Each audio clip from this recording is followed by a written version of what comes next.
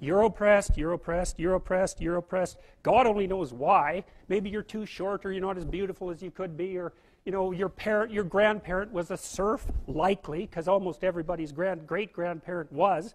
It's like, and you're not as smart as you could be, and you have a sick relative, and you have your own physical problems, and it's like, frankly, you're a mess. And you're oppressed in every possible way, including your ancestry and your biology, and the entire sum of human history has conspired to produce victimized you with all your individual pathological problems. It's like, yes, true. Okay, but the problem is that it is true. And so if you take the oppressed, you have to fractionate them and fractionate them. It's like, you're a woman. Yeah, okay, well, I'm a black woman. Well, I'm a black woman who has 2 children. Well, I'm a black woman who has 2 children, and one of them isn't very healthy. And then, well, I'm a Hispanic woman, and I have a genius son who doesn't have any money so that he can't go to university. And, I had a hell of a time getting across the border. It was really hard on me to get my citizenship. My husband is an alcoholic brute. It's like, well, yeah, that sucks too. And so, let's fix all your oppression. And we'll take every single thing into account, and then we'll fix yours too. We'll take every single thing into account. It's like, no, you won't, because you can't. You can't. It is technically impossible. First of all, you can't even list all the ways that you're oppressed. Second, how are you going to weight them? Third, who's going to decide? And that's the bloody thing. Who's going to decide? That's the thing. Well, what's the answer in the West? It's like, in free markets, oh yeah, Christ will never be able to solve this problem. No one can solve it. What are we going to do about that? We're going to outsource it to the marketplace. You're going to take your sorry, pathetic being, and you're going to try to offer me something that maybe I want. And I'm going to take my sorry, pathetic being, and I'm going to say, well, all things considered, as well as I can understand them, maybe I could give you this much money, which is actually a promise, for that thing. And you've packed all of your damn oppression into the price. And I've packed all my oppression into the willingness to pay it. And that solution sucks. It's a bad solution.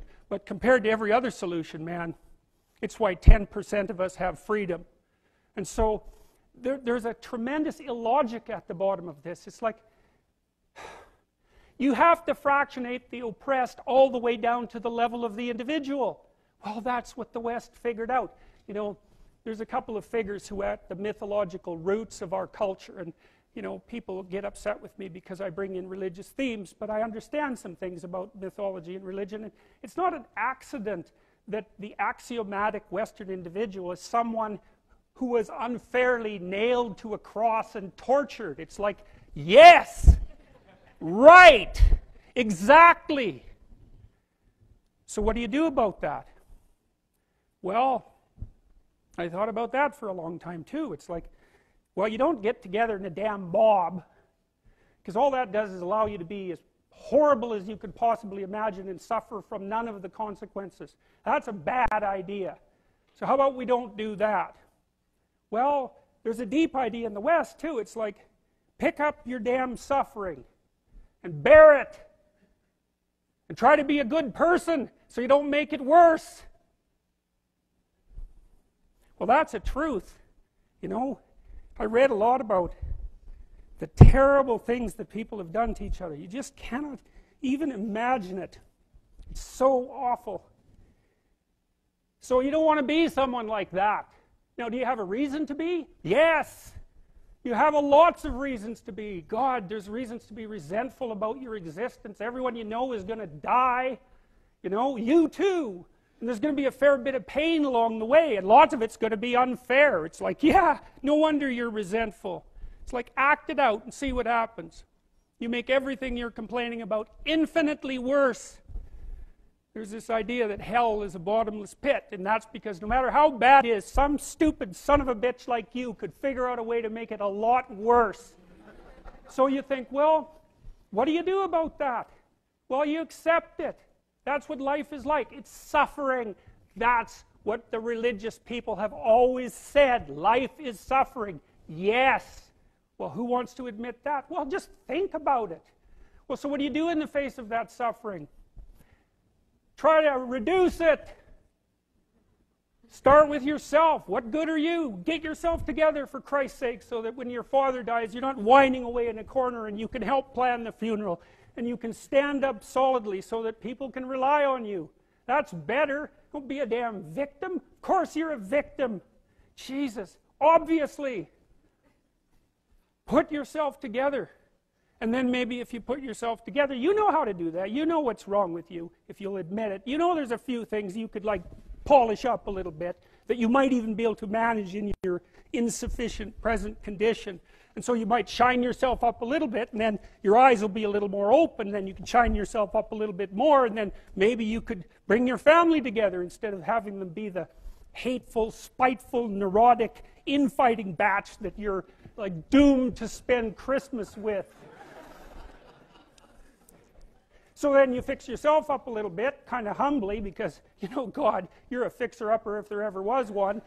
And then you got to figure out, well, can you figure out how to make peace with your idiot brother? And probably not, because he's just as dumb as you, so how the hell are you going to manage that? And so then maybe you get somewhere that way, and your family's sort of functioning, and you find out, well, that kind of relieved a little bit of suffering, although it reduced the opportunities for spiteful revenge, and that's kind of a pain in the neck. And so then you get your family together a little bit, and you're a little clued in then, at least a bit, because you've done something difficult that's actually difficult. You're a little wiser, and so then maybe you could put a tentative finger out beyond the family and try to change some little thing without wrecking it.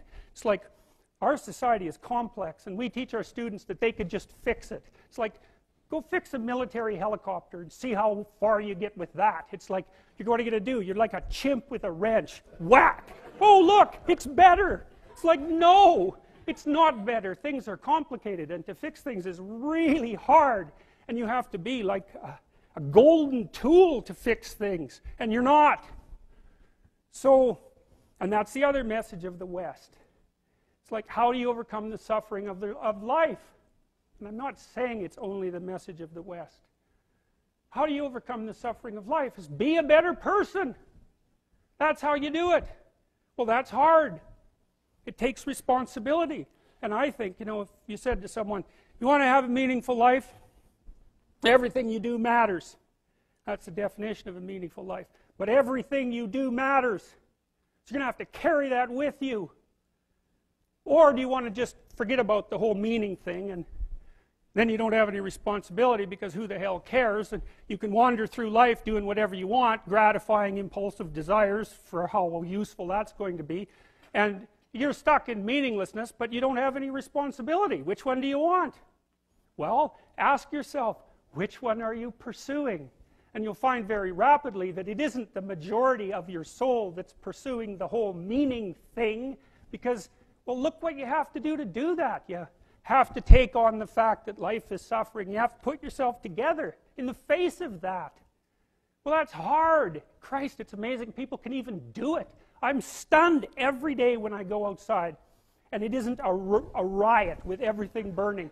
Because really, God, you talk to people, it's like, I knew this guy, he'd been in a motorcycle accident, and it really ruined him, and he was like a linesman, you know, working on the power, and he was working with someone who had Parkinson's disease, and they had complementary inadequacies, and so two of them could do the job of one person, and so they're out there fixing power lines in the freezing cold, despite the fact that one was 3/4 wrecked with a motorcycle accident and the other one had Parkinson's. It's like, that's how our civilization works. It's like, there's all these ruined people out there, they've got problems like you can't believe. Off they go to work and do things they don't even like, and look, the lights are on. My God, it's unbelievable. It's a miracle. It's a miracle. And we're so ungrateful. College students, the postmodern types, they're so ungrateful. You know, they don't know that they're surrounded by just a bloody miracle. It's a miracle that all this stuff works, that all you crazy chimpanzees that don't know each other can sit in the same room for 2 hours sweltering away without tearing each other apart, because that's what chimps do. So, anyways, so what happened? Well, I made some videos, and I got to the bottom of some things, at least as far as I can tell, so I told you what the bottom is, and then I got this idea about what you might do about it, which isn't my idea. It's not my idea. It's an old idea. It's far older than Christianity. It's old. It's the oldest story of mankind. Get yourself together. Transcend your suffering. See if you can be some kind of hero. Make the suffering in the world less. Well, that's the way forward, as far as I can tell, if there is any way forward. And that's what's under assault by the postmodernists. So look out, because they know exactly what they're doing, and they know exactly why they're doing it. And that's what it looks like to me. So, that's it.